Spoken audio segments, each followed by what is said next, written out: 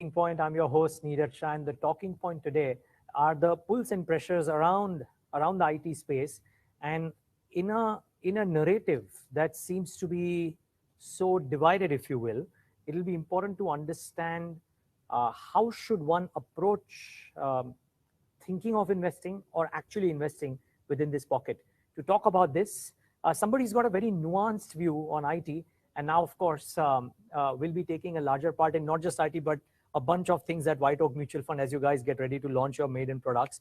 Ramesh Mantri, CIO of WhiteOak Mutual Fund, joins me. Ramesh, great having you. Thanks for joining in. Thank you, Niraj, and good morning to all the viewers. Yep. And at the onset, all the very best for the maiden set of launches from your mutual fund. Thank you. Okay. Now, I want to kind of nail it down, this not to the broader market, but to IT. Maybe we'll take a question or two in the broader markets towards the end. But here's the space. What is your thought around the landscape in which Indian IT is operating currently? So, it's a different landscape for what it was 2 years ago. There is a large concern on growth environment globally. There is a lot of talk of recession in the US particularly, and also impacting the global economy. Things have fundamentally changed in a lot of aspects. At the same time, the bottoms-up commentary remains, when you talk to a large number of technology services companies, remains the demand is pretty strong. They're not concerned about demand. They're more concerned still about attrition, which is the problem of the last 2 years. So it's a very interesting, complex setup, where on the other, clearly macro is deteriorating on the other side, and the micro, the companies are still quite positive about demand outlook. At the same time, the pressure of attrition still remains very acute. Yeah. Okay.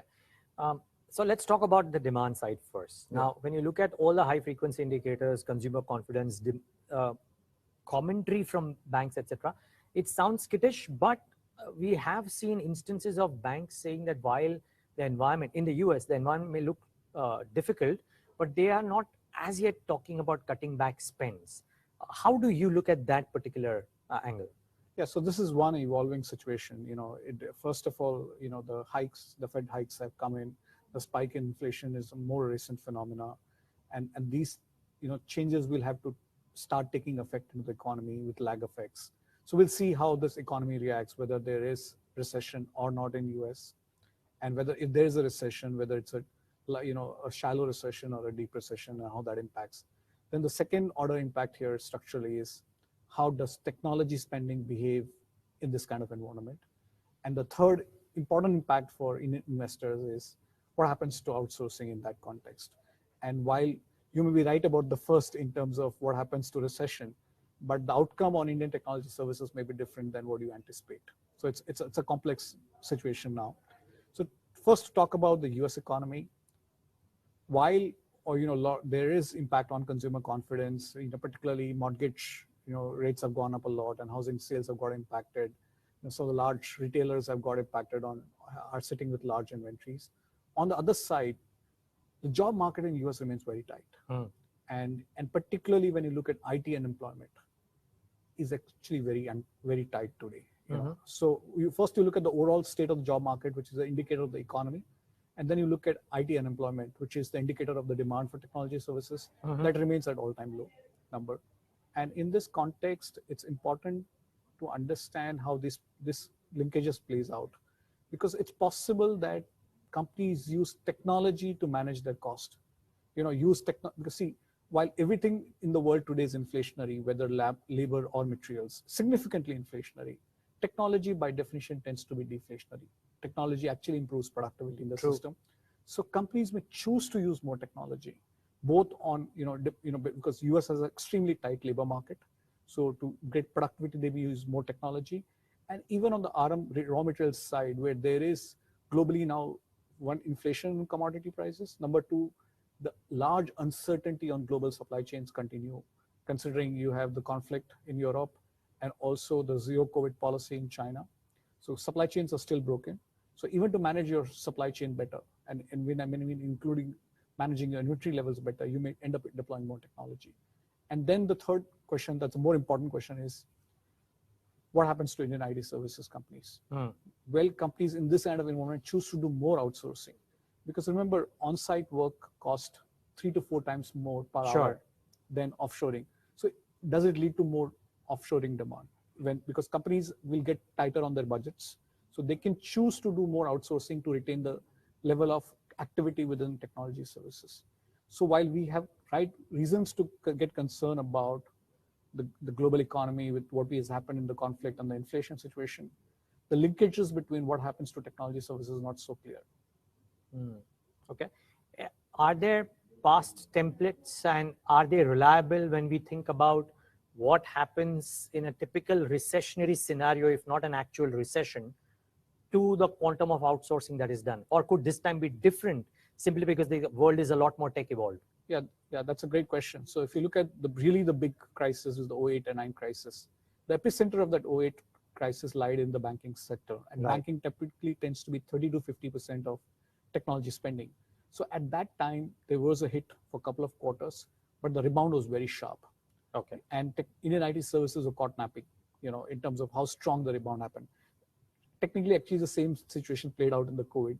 For a couple of quarters, there was weakness, and there was extremely strong rebound, and companies were caught on the wrong side. But however, this time the situation is potentially different. Because the epicenter of this problem does not lie in the banking BFSI sector. In fact, you can actually argue that BFSI is beneficiary of the interest rate hikes, because today the NIMs improve because liability franchises are more valuable. So there is no large concerns on the state of the BFSI sector, particularly, let's say, in the developed world. And technology has become more center stage in how the world operates today. Today, technology is no longer a position or a department that's controlled by the CIO of the company, the Chief Information Officer, but it's actually a key, KPI for the CEO.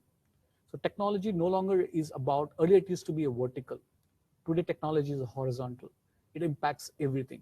Today, technology is a source of competitive advantage. That's how customers experience the company. For a bank today, more people experience the bank on an app or a website than on the branch. That's how the world has changed. So technology is today a lot more center stage than it was in previous recession. Okay. And you think Indian IT is the driving force for the world at large as well? I know there is competition, but Indian IT is right out there and will stay right out there. No, I think in the last 2 decades, while you used to have a large number of American companies in the IT services, the last couple of decades, Indian technology services have proved that they are best in class. Indian IT, you mean? Yeah. They're delivered now. They're considered one of some of the best in class companies. Earlier, there were questions on they were doing low end work in the previous cycles. Those typical Indian companies have significantly improved their technology capabilities, and there is currently globally a big tech refresh cycle at work with all the advent of new technologies at work. So can companies afford in the middle of these large tech refresh programs to cut back? Sometimes some of these programs are so strategic to organizations, because remember, in every industry today, a large incumbent company is facing disruption from an incumbent who is startup led. Whether it's fintech, consumer tech, even healthcare. So can the incumbents afford now to cut back? Question is, where does it lie in the priority order? And our conversations with even some of the companies and all, the technology doesn't seem to be the priority place where cuts will happen on spending. So your hypothesis is that even if for 2 years, it's a hypothesis, it could go right or wrong, but your hypothesis seems to be that even if there were to be a recessionary scenario or a recession, spends on tech would not be amongst the first ones to get cut dramatically. Yes, that's likely. Of course, if it's a very deep recession, then at some point the cuts will happen. But in terms of where the priorities lie, technology is not the place which is high on priority for cuts on costs. Okay. There may be some reprioritization of technology spends where people will say, I want to get you more efficiency on some of my legacy tech, so outsource that more and use that savings to invest more in digital technologies, which again works to the benefit of the advantage of the Indian IT services companies. Okay. So now the argument around valuations, wherein the valuations in a lot of cases are higher than averages, and they could well be at a point of time when rates are moving up, and ideally multiples as a factor of the rates should be coming off. Do you reckon the recent fall prices or bakes that in, or is that difficult to say right now? See, one, of course, increase in rates, the valuation multiple corrects across the board. So that applies not only for IT, but across all sectors. Now, in terms of question is, what is the real when stocks reflect what is the long-term sustainable growth of businesses. And while there has been a significant correction in technology names, if you look at the sustainability of the growth rate that the companies have delivered over the last decade, when they have outgrown the Indian economy, and with the consistency of margins they have delivered, there is less reason to believe. And of course, today, in fact, at some point, technology services valuations had gone slight premium to the market. But in fact, today are actually on cash flow multiples are actually more attractive than the market as a whole. Interesting. So YTD, Nifty IT hasn't been an outperformer by any stretch of imagination compared to the Nifty performance too. You reckon that kind of bakes in the worries around the factors that we spoke about? Yes, so there is a significant correction has happened. In fact, not outperformer, it's one of the biggest underperformers. Precisely. Yes, so a lot of the corrections have happened. Of course, the evolution will depend on the path, the demand takes. And I think more important is the concern on margins. So the biggest issue in technology services today is not on growth, despite all our worries about growth. It's actually what's happening to attrition and that resultant in cost pressures. So I think that is a concern that remains. Hopefully, with new batches of freshers coming in the next year, some of those concerns will start abating. Interestingly, today as we speak, the attrition on-site is higher in some companies than even offshore. So even in US markets, the attrition is very high. And mind you, say in rupee, the advantage in India is that there's a large labor pool or longer term to solve the problem. On-site, there's a constraint, as the US itself still has a very tight labor market. On top of that, then the on-site ramp-up has to happen based on visas, and visa availability can be an issue. So actually, it's on-site where the attrition cost pressures are much higher. And in fact, at the margin on offshore, things are improving on the ground. And as new batches of freshers come in next year and they get productive, hopefully some of these pressures will start reducing. And of course, on offshore, you also have the benefit of currency. Not so much, because what has happened, interestingly, is while the rupee has depreciated against the dollar, is actually appreciated in the last 3 months against the euro and the GBP. Everywhere, yeah. So the companies will not be able to capture the kind of rupee depreciation that has happened against the dollar, because dollar is a large depreciation. I'm talking of relative to longer term, the short last 3 months. But because the rupee has appreciated against the euro and the sterling, so the benefit is very limited as of now. But at least there is some cushion available because of the depreciation. But on-site is where the pressures remain. The good part here is that because US is seeing all around inflation, the developed economies, so it may be now easier to make those price hikes calls. But of course, remember, this is an industry that for 20 years have not taken price hikes. So people even don't know how to have a price hike conversation. It's like salespeople have never always fought against cutting pricing. Sure. Yeah. So if you've been trained always to fight against cutting prices, how do you get into a conversation of talking of significant increases in pricing? But enough CEOs in their conversations with me during results say that they are contemplating talking to their customers about some bit of repricing. No, repricing is happening. It's happening at a gradual pace. First of all, where you have long-term contracts, you can't negotiate pricing. True. Only when they come up for renewal, there can be a pricing discussion. There is repricing happening, but I'm saying it's not happening at the pace in the short term to kind of compensate for the near-term margin pressures. So we are going to see some reasonable margin pressures in this quarter because of salary hikes, retention bonuses, visa cost, travel cost, and also facility costs coming in as work from home. We get back to working from offices. Yeah. So the price hikes in the short term are not enough because the cost pressures are so high. But if rupee continues to depreciate, or to put it differently, if rupees doesn't appreciate against the euro and the sterling, then this cost pressures, the margins will start stabilizing. So it's difficult to say as to whether the pressures in FY21, quarter one, would continue into the rest of the year, and that would be a factor of what you just mentioned about the rupee versus the euro as well. Yes, so there will be an improvement in margin. This quarter this quarter will see the low of the margins. Okay. And through the year, there will be improvement in margins because pricing hikes are kicking in. Got it. And the currency depreciation also doesn't get captured in this quarter. What has happened in the quarter? It starts capturing in future quarters. So there's going to be improvement in margins, but there is still currently a margin pressure. And of course, people are focusing on the rupee. versus the dollar are not looking at the euro and the sterling. Yeah, got it.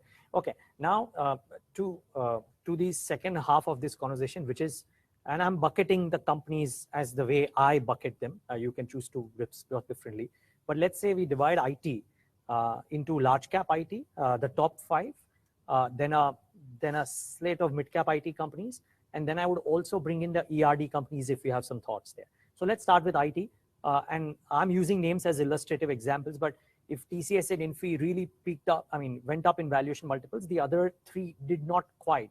And now there has been a reset of some of the multiples wherein maybe Infi, TCS might still be at a premium, but the others are more or less trading at levels that they probably have, assuming that earnings stay normal. What's your view on large cap IT currently? I wouldn't comment on a specific company. Of course. But I would say, the difference, some of the differences in valuations that you're seeing is because some of the companies have executed much better than others. Right. So market is reflecting the execution in the last few years, and also the prospect of future execution. So there is much less differentiation when when you think of that. There is significant opportunities in large caps, because these actually reflect the execution some of the companies have delivered, and some of the companies have delivered weaker execution. Now coming to mid cap. No, sorry, just a follow up there. Yeah. So therefore, my question is, again, not getting into names, but are you constructive on the highly priced IT companies or large caps, or are you kind of staying away because the valuation multiples might still be higher than the 10-year averages or what have you?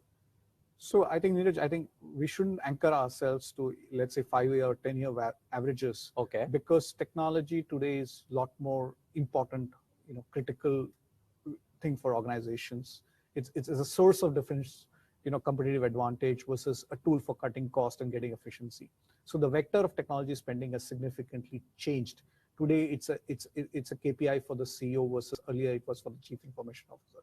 So technology is a lot more center stage. So we shouldn't anchor ourselves in the past valuation. And in the past decade, and particularly 5 years ago, there were concerns, and of course also in broader media, about whether Indian IT services companies will evolve to take evolve itself in the new digital environment. But we have seen in the last 5 years that Indian companies have evolved. So today's Indian companies are very different from what people's expectations for the last decade. So that's why we should anchor ourselves to the last decade, because when things are different, you shouldn't look at the past. The past is a wrong mirror, rear view mirror, and does not tell you what the future lies. So I would say, and some of the companies which trade at, let's say, higher multiples, it's because they have demonstrated superior execution. Sure. Okay, that's a great insight. Thanks for that. Now, mid caps.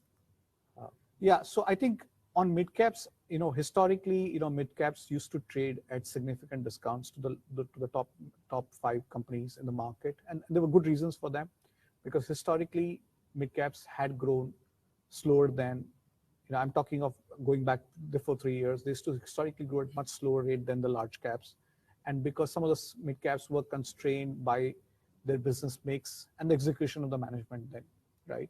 But in the last 5 years, most mid cap companies have gone through a management transition, including many of them have gone through an ownership transition, right? Where today some of the CEO companies who used to lead, CEOs today of mid caps used to be in the top 5 companies at different points of time, used to lead large businesses there. They've been able to attract A quality talent from peers and their previous organizations. And today the DNA of a mid cap company is very different from the DNA of what it was in the past.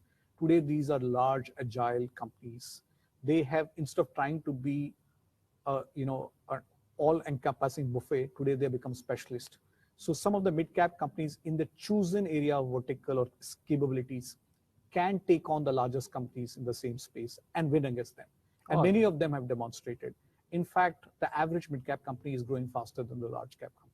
So and number 2, because the spending pattern has shifted from large cost-out deals, where the large companies have advantage, to more digital spending, where people don't want to commit for a 10-year spending, because digital technologies are changing so much that you at best commit for a couple of years or 2-3 years.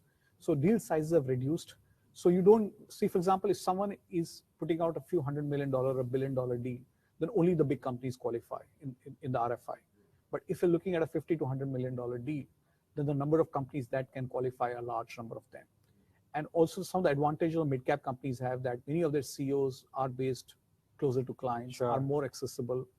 And today clients are no longer buying the brand, they're buying specific capabilities. So if you can demonstrate that you have strong capabilities in a certain industry, in a certain technology, then you are in a position to win business.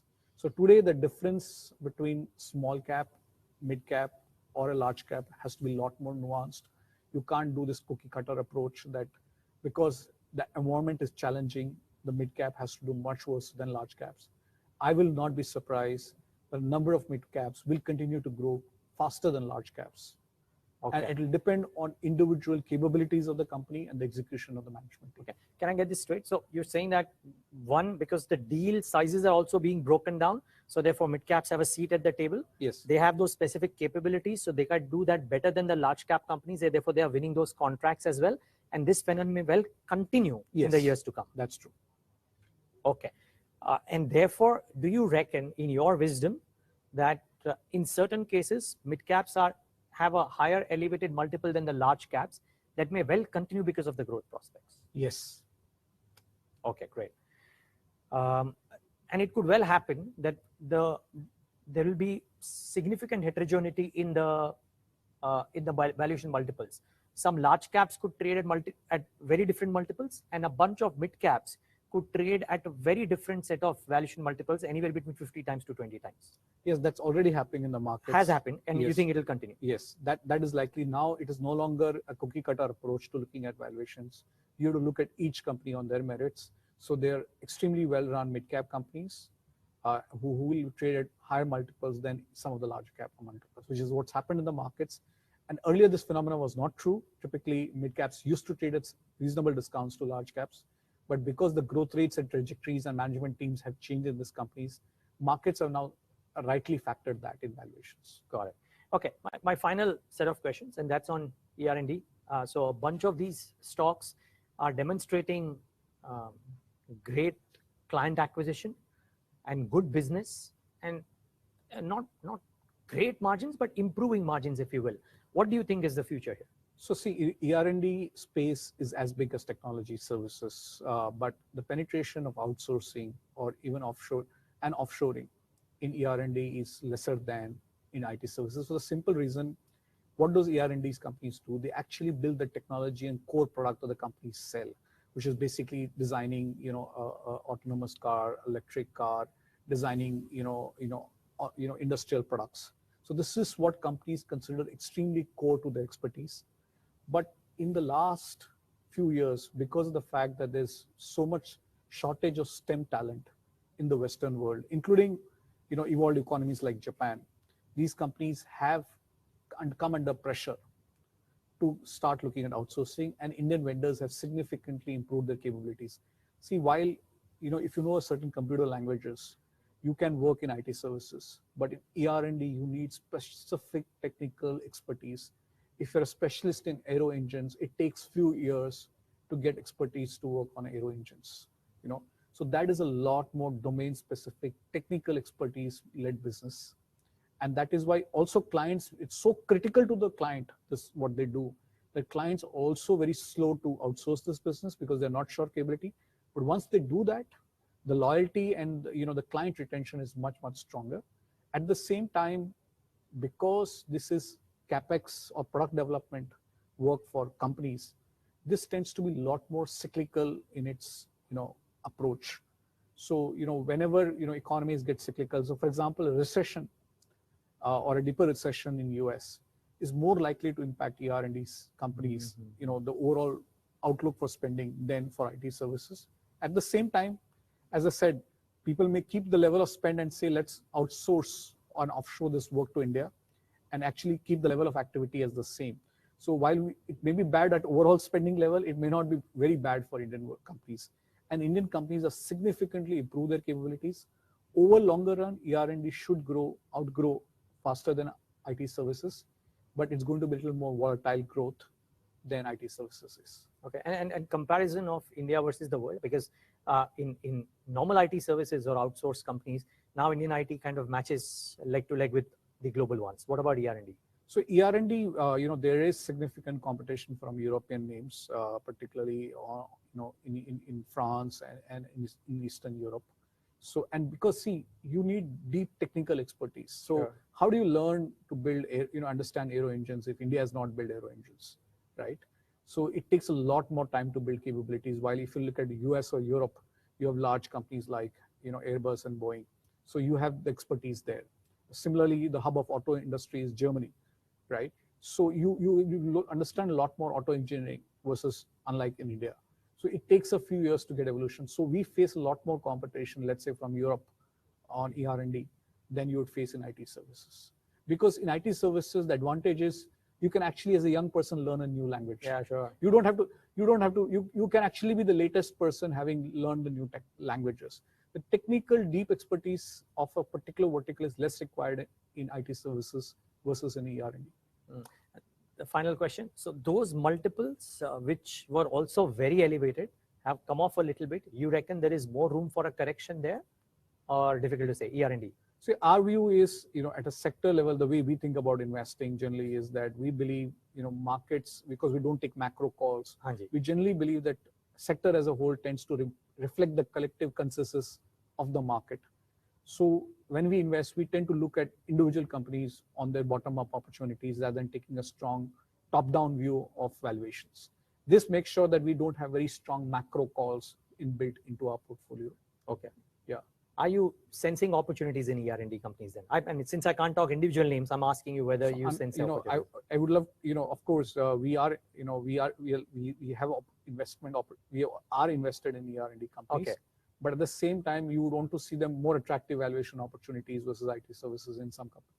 In some companies. Okay, great.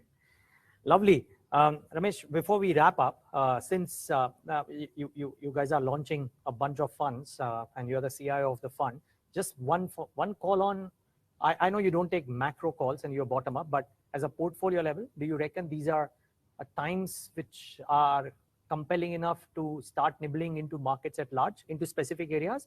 Or do you reckon that valuations could be a bit better?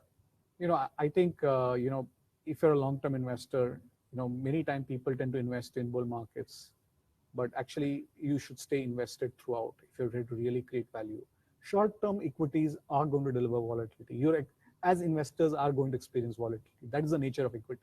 If you think you're going to get less volatility, then you can choose fixed income, but fixed income gives you it's a short destroyer of value over longer term. Equities is an asset class that is volatile, but will deliver long-term value. You have to stay invested both in good and bad environment. In fact, probably... That's the Warren Buffett answer. Give me a Ramesh Mantri answer. Do you reckon that this is a good time, or do you reckon that there could be slightly better valuations ahead or levels ahead? So let me give a quote, a variation of a quote by Kabir. Bull market में सब invest करे, bear में करे न कोई, जो regular invest करे, wealth creation काहे ना होए. Okay, fair call. Let's leave it at that. All the best for your launches, and thank you so much for giving us a wonderful script around how to look at IT.